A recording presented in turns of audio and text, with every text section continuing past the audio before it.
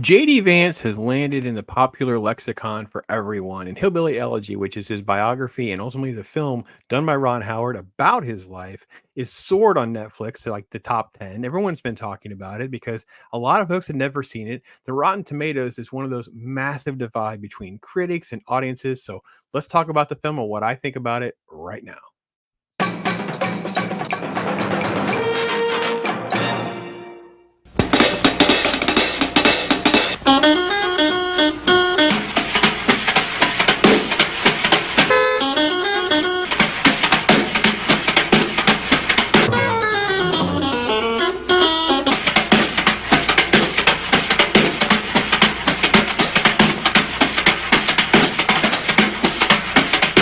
All right, I'm Pop. Yeah, I've been reviewing movies for like 20 something years on and off again professionally. So let's talk about Hillbilly Elegy, a film that I had not seen. I had it again, and again, just never saw this film.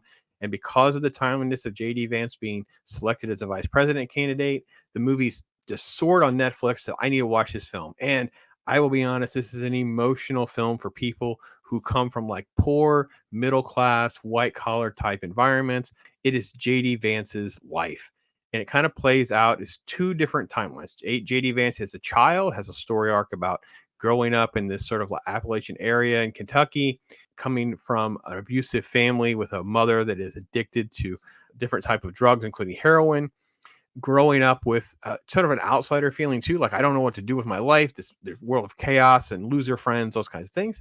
And then a fast forward timeline to Ivy League school success story, like ready to graduate into the real world with an internship, has a beautiful girlfriend. What's his life going to be like? And yet being drawn back into this world because of the health and the situation with his mother. So that's the general gist of it.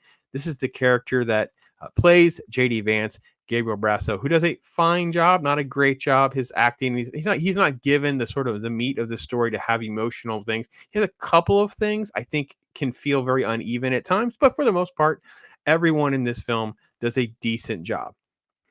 All right, and here is Glenn Close as Mamaw, the star of the show. Mamaw is sort of like the voice of reason for young JD. And by the way, if you didn't know, those are actual Mamaw's glasses. They actually got those on loan from the family. Glenn Close immersed herself in this characterization and portrayal of JD Vance's grandmother to the point where people would visit the set, family would visit the set, be on set, and they would like be brought to tears. They'd be emotionally distraught over how well her portrayal was and executed. So she is there. She becomes his caregiver. She becomes the mentor that he never had. The dad is not in the picture. That's one of the themes that's there that's not ever spoken in this film. There's no politics, by the way. One of the reasons I think a lot of critics hated this film is they feel like it's a very political, agenda-driven film, and it is not. I don't think. But we'll get to more of the critics in a minute. But nothing bad should be said about Glenn Close's portrayal.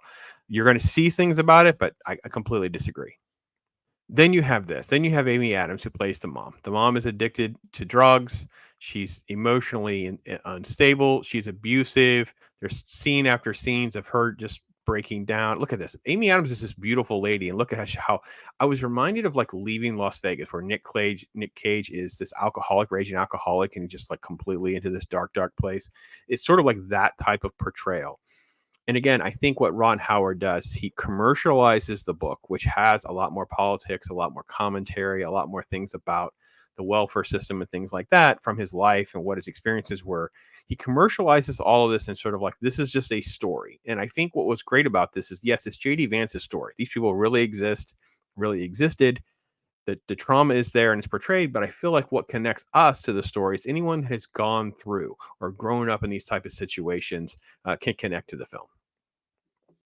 One thing I liked about the film in particular, I wanted to focus on was some of the cinematography. He does a great job of blending the past with the future. And there's a scene early in the film where the original versions of Mamaw and Papaw are driving into this town, and then they transition into the future present is what the town looks like now. So you see the factory, what it was, what it is now, boarded up versions of stores, what they were in the past. That is what's laid out for you. So you kind of have this feel of decayed America, devastated towns, when the mill jobs have dried up, when the companies have moved away, when they can't find enough employees to even keep the jobs running. The decay and the corruption and the addictions have just consumed some of these countries that are basically in flyover countries, middle America. This is kind of what I think many of our political conversations have been about over the last 10 to 15 years. And this movie, I think, really gets his finger on the pulse of a lot of those types of things.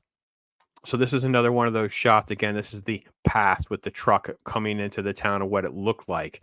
And I guess it's obviously been visually enhanced, and visual effects are there and were noticeable. I'm not going to say the visual effects were great or bad, but that's what they were. I just think that this was a great capture of that type of time and the transition for people. It's the only thing that means a goddamn. You learn it. That's the film in a nutshell. I think it's just fantastic to have some of those elements where you see family mattering so much, going through different trauma and different difficulties. And it is a divisive film when you look at the critics and the audience scores. What, 25 and 80 pretty much is the ballpark. Uh, this is an emotional film for me to watch. I had a really hard time watching the film because it hits really close to home. As someone who grew up in like white trash trailer park neighborhood, the family that tried different things over the course of their lifetimes, was raised by his grandmother more than his mom because she had to work. She was a victim of physical abuse, sexual assault, a divided family, no dad, had the surrogate grandfather, and of course him passing. I was a little bit older than the kid in the movie, but the devastation from that, the loss of the quote only father figure that I basically had at that point. There's a scene that just broke my heart, and I'm not saying that my family did this. I don't want to get into the weeds too much here, but there's a scene where the sister's having a party, and this is in the now. So the brother's away at Ivy League school, and she's having some sort of party that she got stuck with, like soccer mom kind of thing, right? And she's hand washing the plastic forks, and it's just done. No one's talking about it, but it's such an embodiment of how bad things are.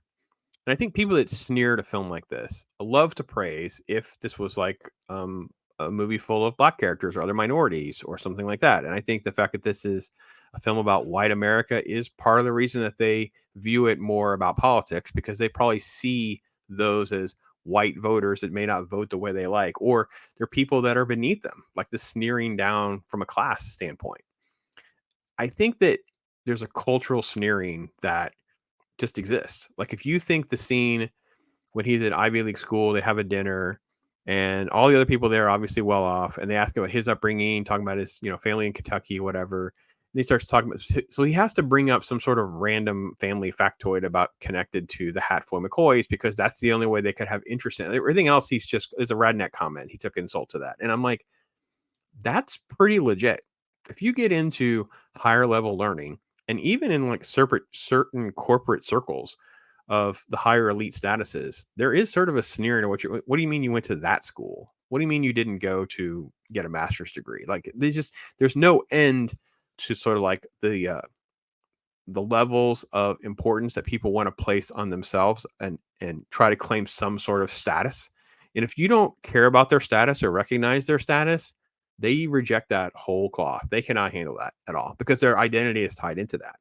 This film breaks that all apart because it's about quite literally lifting yourself up by the bootstrap, literally having Mamal say, enough is enough. Where are things going to be when I die? You can do something. And it starts by a bunch of little steps. How about you not steal? How about you work hard? How about you do good in math? How about you get good grades? How about you go to college? I mean, I couldn't help but see myself in this film because that was I want to say it, but it's like brainwashing programming that I had over and over and over again. You're the smart one. You can do this. You can do this. And the devastation they had when I didn't fulfill their dreams for me, I kind of went my own way, good or bad. I have my own regrets and my own things I would never change. The character uh, is just under the thumb of this constant pressure from this abusive and addictive driven mom.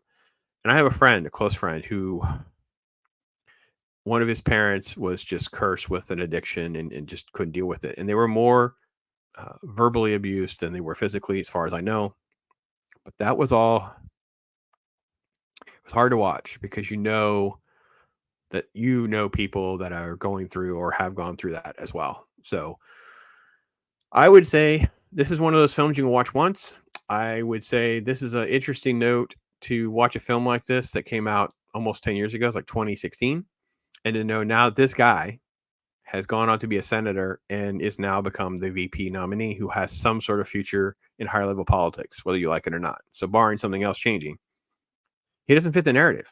He's a dude that is poor white America, uber poor white America, pulled him up by his bootstraps, went to law school, got into the Senate, has Indian for a wife. Her name is Ushi. She's beautifully played by Frida Pinto in this movie. Has beautiful kids and a family, all those kinds of things. And the hate, probably, in my opinion, the 20-something score is probably driven more from that than the actual validity of the movie. The movie's fine. Ron Howard does a fine job. I don't know that it's an Oscar film, but it's an Oscar type film. Like Glenn Close is giving that type of performance. Amy Adams is kind of giving that performance. Um, I don't think anyone else is. I think that there's pretty good makeup and some of those things are fine, but I don't know that it's. I'd look back at that year too. What were they up against? I think that once you start to get into the timing of things, when you can determine if it's really an Oscar film or not. But it's it's an Oscar style film. But I can also say it's probably a one and done for most people. So I'm not going to rewatch a movie like this. It's one I'm probably going to have to revisit and maybe try to even reevaluate my take because I am coming off this very emotional from just watching it. But I felt like I needed to document the best I could and try to put a pin in some of my own personal ties to why I feel the way I feel watching it. So anyway, that's my take on it. Love to hear from you guys if you've ever seen it, what your thoughts are. Are you shocked by the film getting some attention right now? Have you read the book or not? Those kinds of things. Love to hear from you guys. Thanks for watching. I am Pops.